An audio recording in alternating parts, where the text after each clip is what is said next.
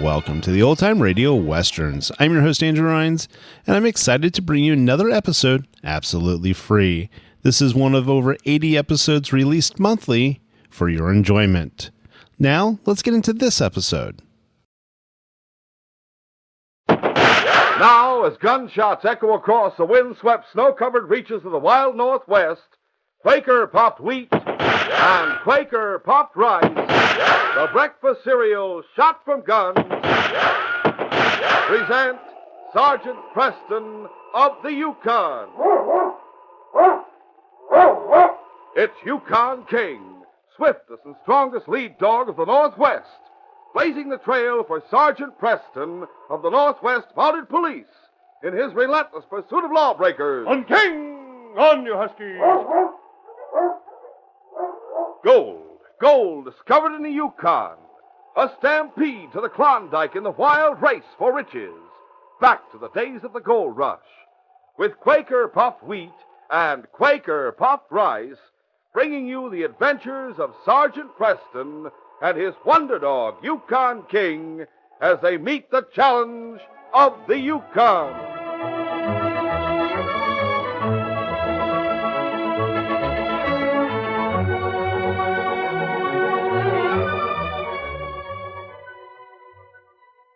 There's no one that can make a better cereal than Quaker puffed rice. It's nice. And when you hear that shootin', you're darn tootin' that Quaker makes the ones shot from guns. And say, if you hate to get up in the morning, just think about this appetite alarm clock waiting for you on the breakfast table. A bowl of crisp, fresh Quaker puffed rice or Quaker puffed wheat, topped with lots of milk or thick, rich yellow cream and sliced bananas or chilled fruit.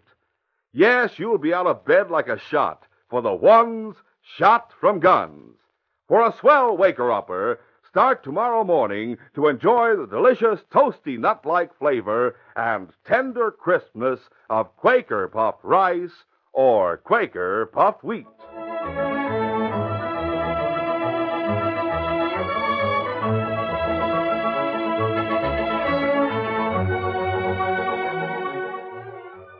Igor Jambol and Pete Arthur left their ship in Skagway and made their way into Yukon territory. Jambol had a plan for getting rich, and it didn't center around the search for gold. Only a few men get rich mining. The real money is in furs and hides.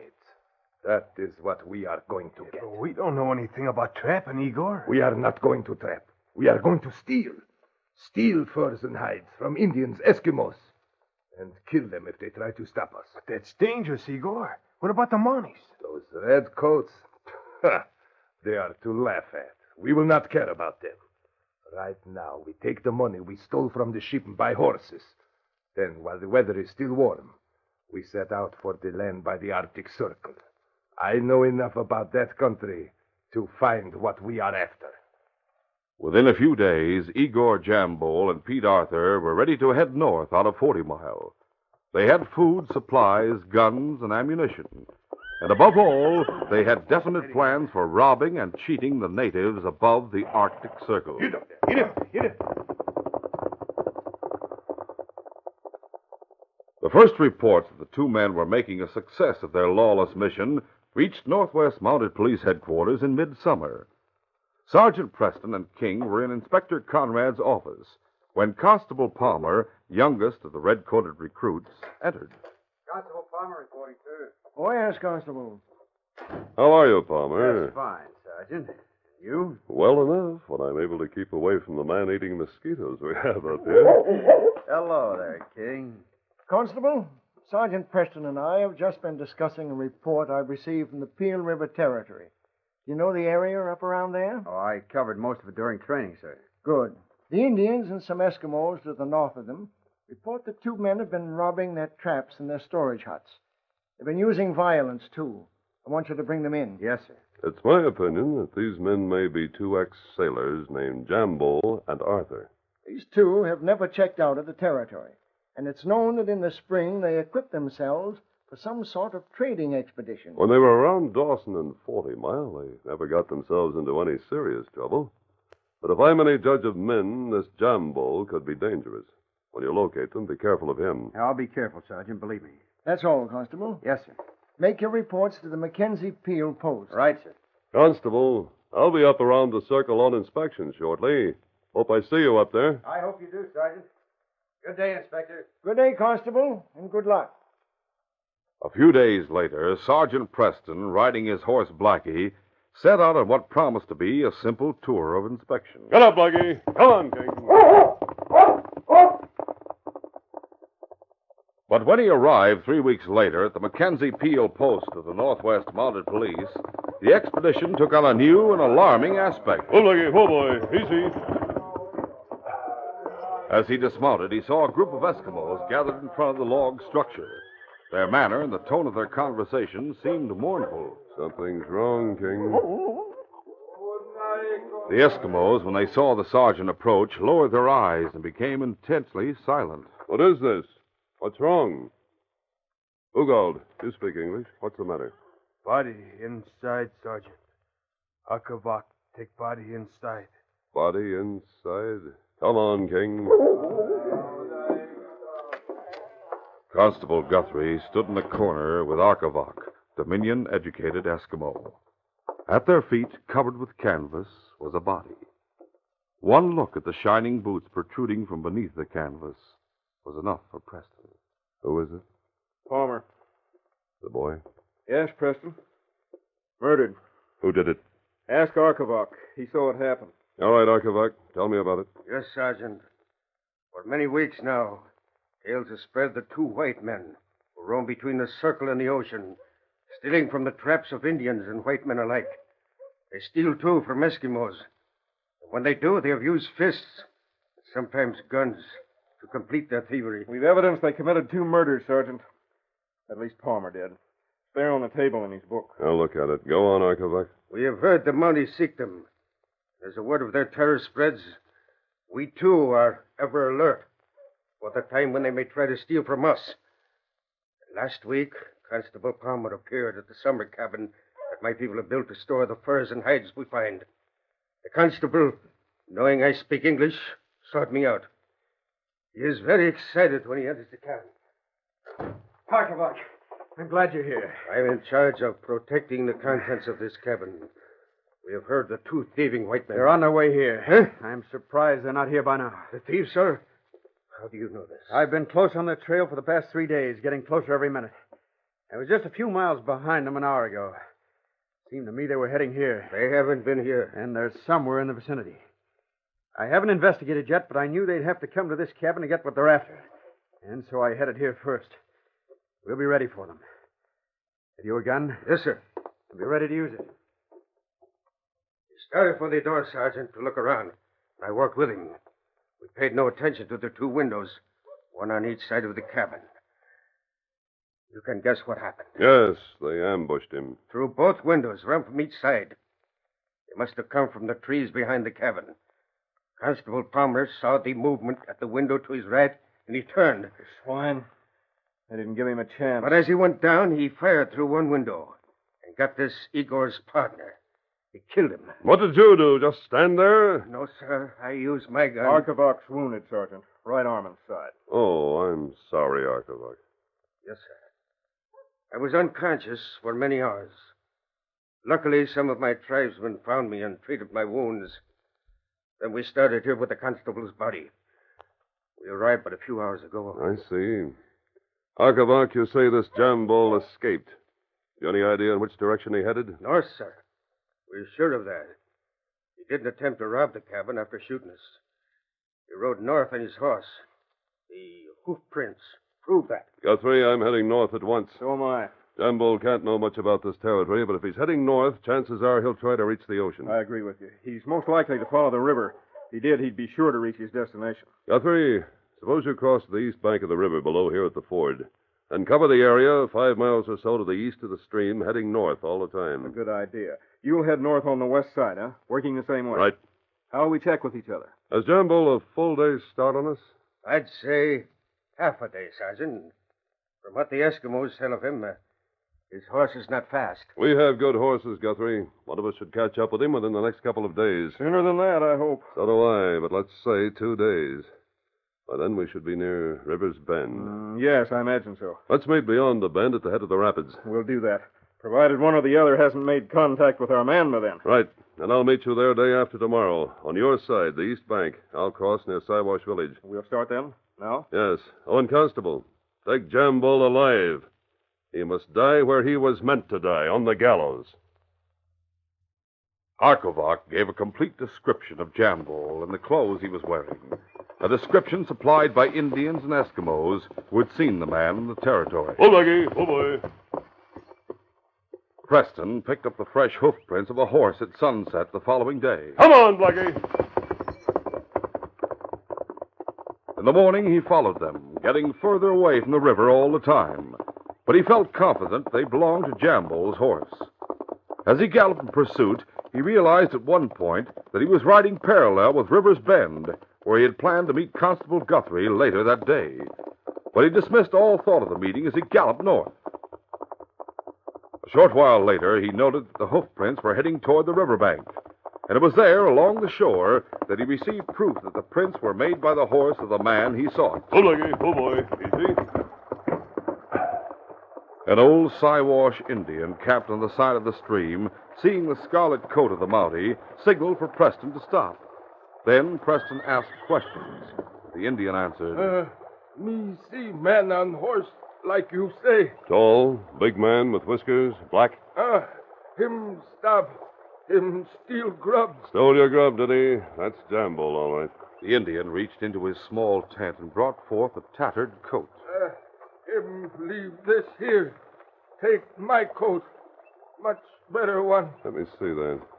Thanks. King, this coat, boy, belongs to the man we're after. Get the scent. Good boy. Let's get going. Steady, Blackie. All right, King. Get up, Blackie. We'll continue our adventure in just a moment.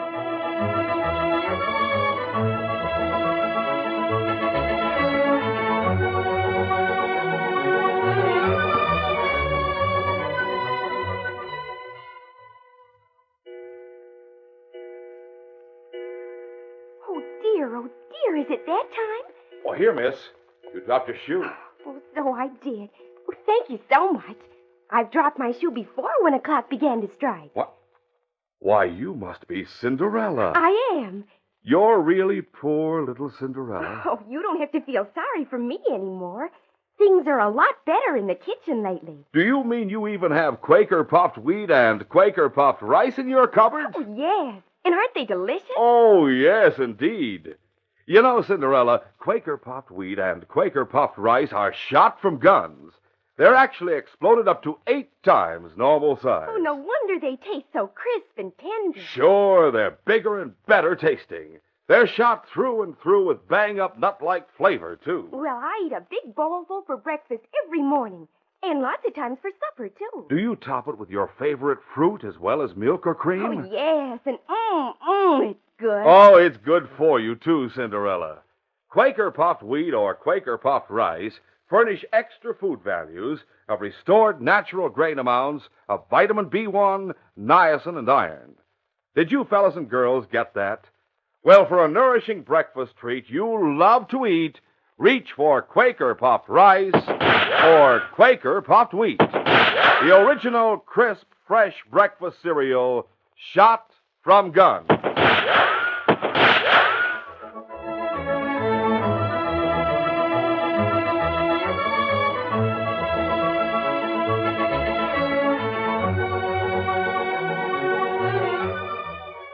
Now to continue.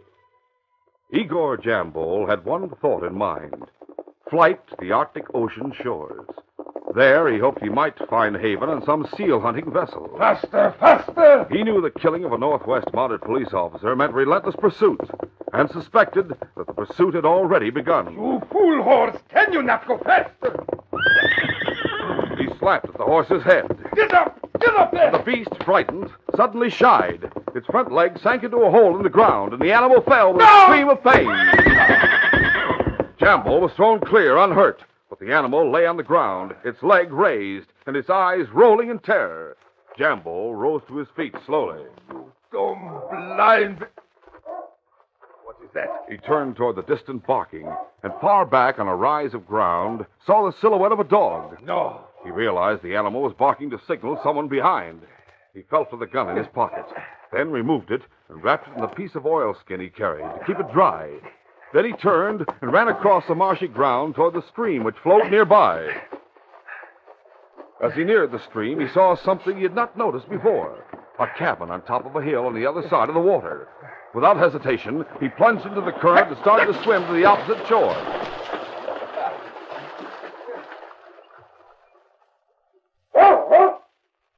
At that moment, King stood on top of the distant hill, barking in summons as Sergeant Preston rode up to him. What is it, King? What have you found? See something ahead? Oh, yes. King, boy, we've caught up with our man. Come on, Blackie! Run, King!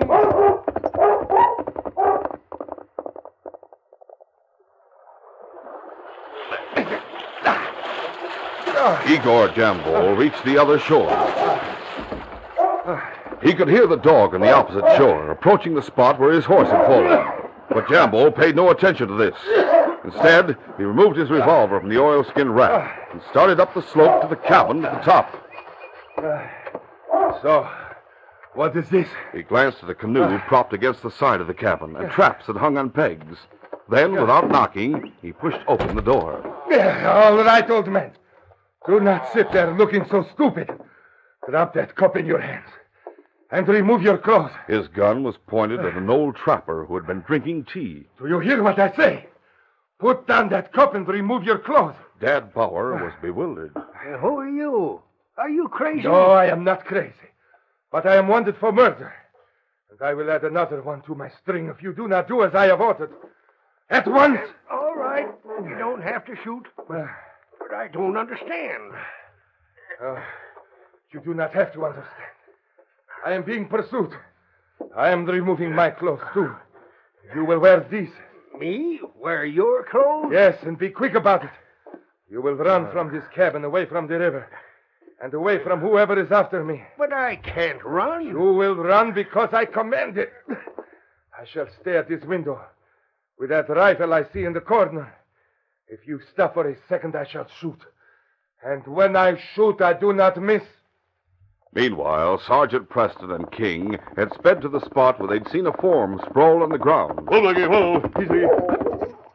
When he saw it was a stricken horse, he dismounted and ran to where the animal lay. All right, King, I saw him go to the cabin. We'll get him. But first I must attend this horse. As Preston finished bandaging the horse's leg, King, standing on the bank of the stream, began to bark. What is it, King? Oh. Preston followed King's gaze on the opposite shore. A man stood in front of the cabin, as if he were trying to attract attention. He was dressed in the clothes that Jambo had been described as wearing.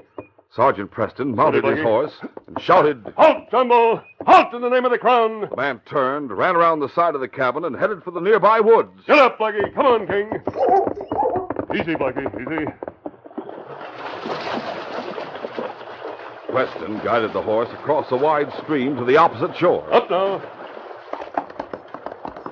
When the horse was on solid ground, the sergeant sent him into a gallop. Come on, Blackie!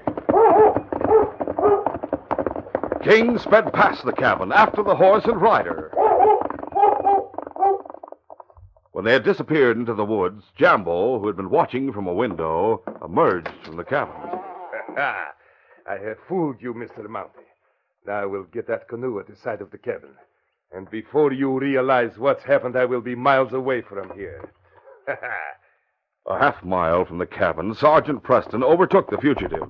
He lay face down in the grass, panting heavily. Whoa, Blackie, whoa, easy. Don't try any tricks, Jambo. Sergeant Preston, don't shoot. Don't. Dad Bauer, what is this? I'm sorry, Sergeant. He made me change clothes to lead you here, away from him. He had me covered with a gun. He'd have killed me if I didn't obey him. I couldn't run another step just Where is now. he?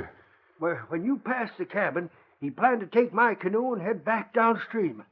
He's probably gone by now. Downstream? If he does that, he'll run into the rapids. He knows that. He must have seen them on his way up country. He said he knows how to handle a canoe. His aim is to shoot the rapids, gain as many miles as possible, and escape. When I picked up Jambo's trail, I traveled so fast I must have left Guthrie miles behind on his side of the river. And he's supposed to meet me at River's Bend today. Well, that's where the rapids start. Yes, I know, Dad. That's what has me thinking.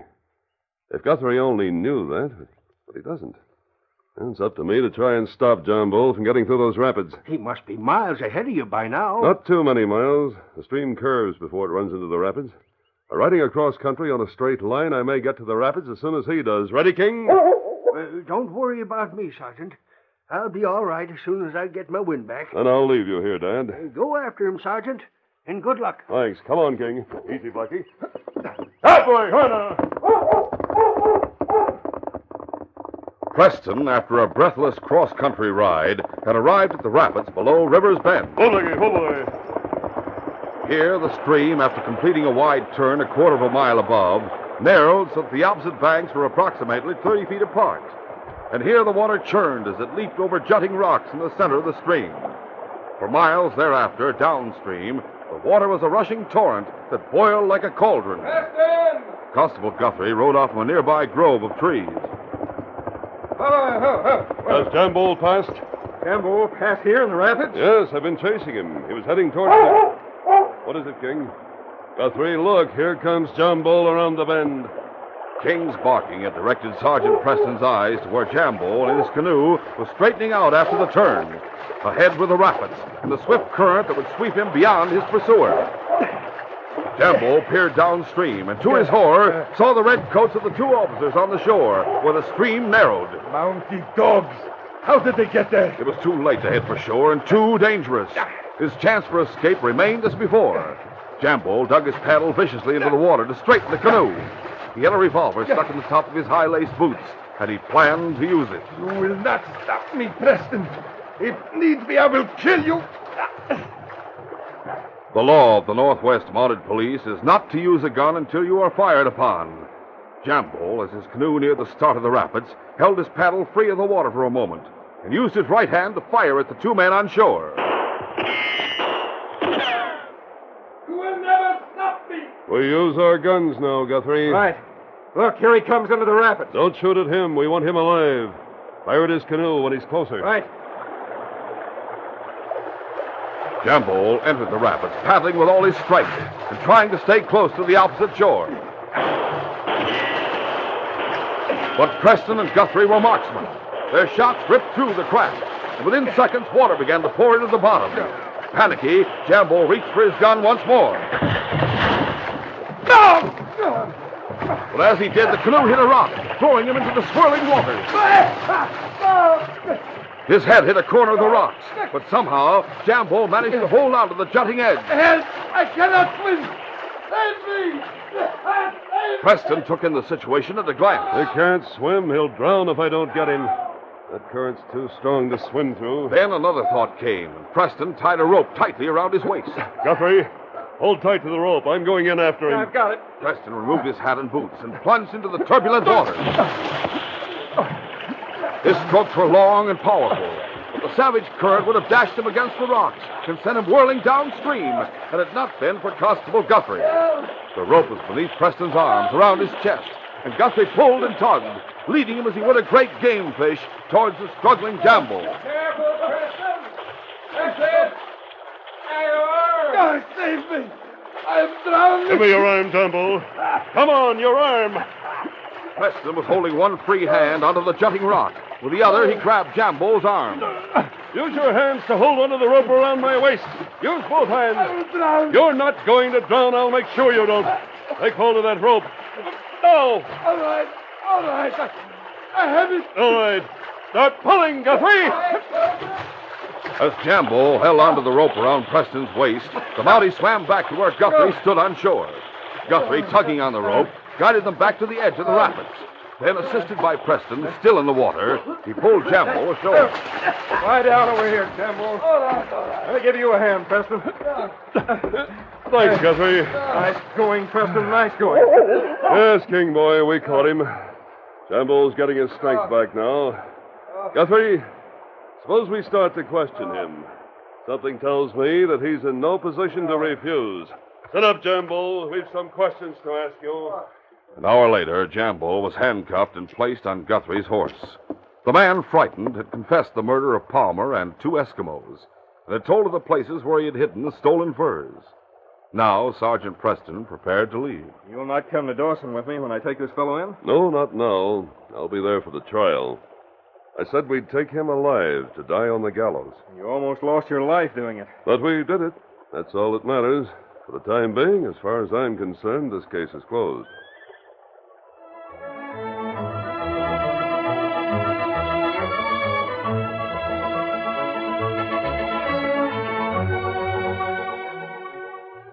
Sergeant Preston will return in just a moment with a word about our next exciting adventure. This is your inquiring reporter with a question for the day. What is your family's favorite breakfast cereal? Of course, it's Quaker puffed rice and Quaker puffed wheat. Well, tell me, why do your children like them? They like them because they're the ones shot from guns. And what does Dad like about them? Oh, he likes their toasty, nut-like flavor. Ah, yes. That's the flavor of the good, natural grain. The sun-ripened flavor that old Mother Nature puts into it. Well, you see, in our family, the children like their cereal very, very sweet. But my husband doesn't want his nearly so sweet. And that's the beauty of Quaker puffed rice and Quaker puffed wheat. They are never coated with factory sweetening. Yes, that is their big advantage. My family can sweeten them with sugar just the way they like them. And every bowlful gives your family extra food values of restored natural grain amounts of vitamin B1, niacin, and iron. That's why I'm glad my family wants to eat them every single morning. So it's a smart mother who always puts delicious, nourishing Quaker puffed rice and Quaker puffed wheat on the breakfast table. Remember, the ones shot from guns come only in the big red and blue packages with a sealed inner lining that keeps them fresh as can be.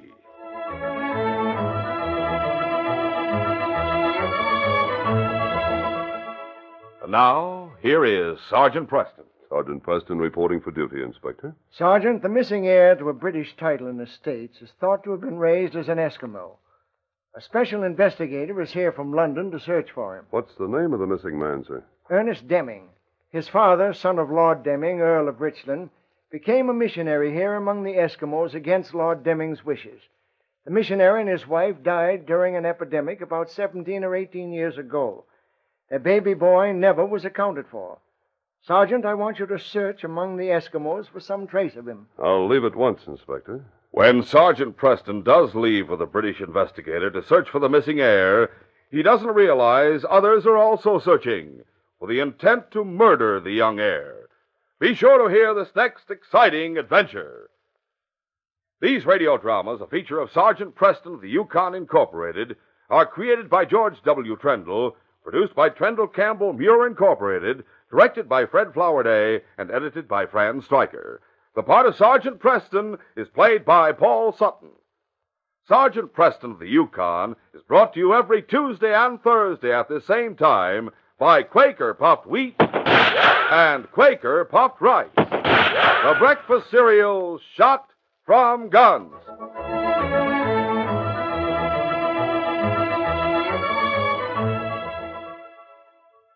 Only Quaker Pac-O-10 has all your family's cereal favorites. A regular cereal pantry. That's Quaker Pac-O-10. 6 different delicious ready-to-serve cereals.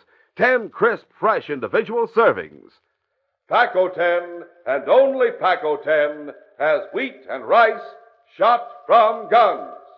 And Pac-O-10 alone has the individual packages with the cellophane windows. There's both an inner and outer cellophane wrap to doubly protect that day it's made crispness. Pick up a pack of Pac-O-10 at your grocer's tomorrow.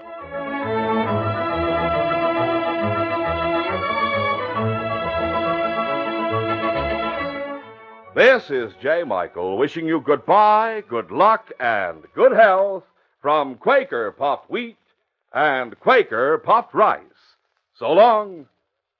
Listen tomorrow at the same time to The Green Hornet, brought to you by the drink that makes you feel fresh again, delicious Orange Crush.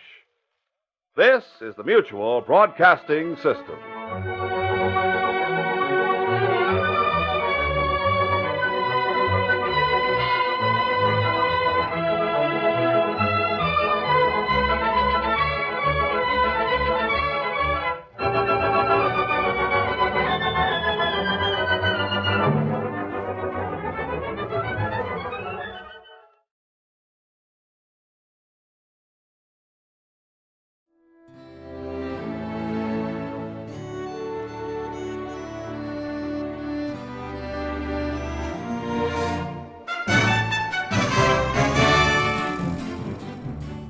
This has been a presentation of OTRWesterns.com, and we hope you enjoyed.